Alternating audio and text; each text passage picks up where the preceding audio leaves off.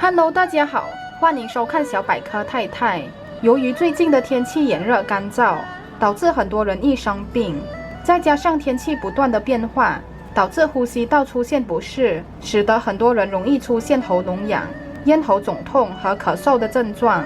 今天，小编将跟大家分享一个被称为喉咙之宝的食材，它的止咳效果比很多润喉糖都强，而且价格不贵。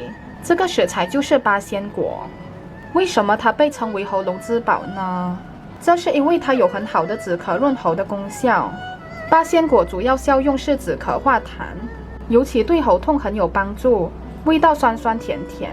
包括单纯性的感冒所引起的喉咙痛、咳嗽及抽烟导致喉干、喉痛症状，八仙果缓解效果都非常好，尤其对喉痒很有帮助。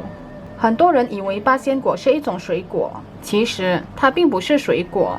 八仙果的制作方法是将葡萄柚剖开，将陈皮、半夏、茯苓、甘草、二陈汤、冰片等药材塞入果肉处，这些经过处理的葡萄柚阴干后，再切丁挤成八仙果。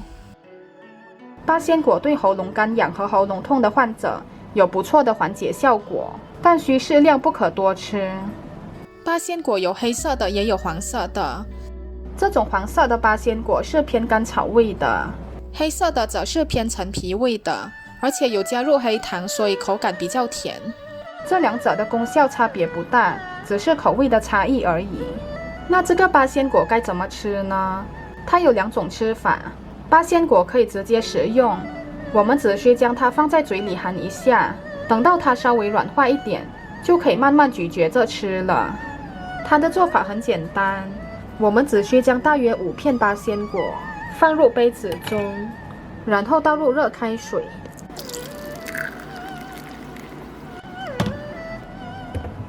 浸泡大约30分钟。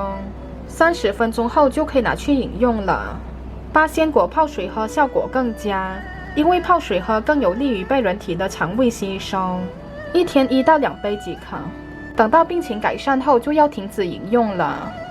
还有几点大家要注意：八仙果对热咳的患者有很好的疗效，但是对冷咳患者则没什么帮助。要怎么知道自己是热咳还是冷咳呢？热咳的人会伴有咽喉肿痛、声音沙哑、喉咙痒、痰黄质粘稠、口干、流黄涕等症状。冷咳的症状则是痰稀薄白、流清涕、打喷嚏和怕冷等。脾胃虚弱的人也不建议食用八仙果。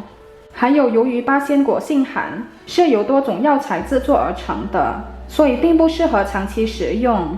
等到病情有所好转后，就要停止食用了。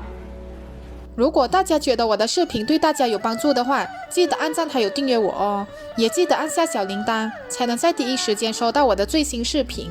谢谢大家的支持，拜拜。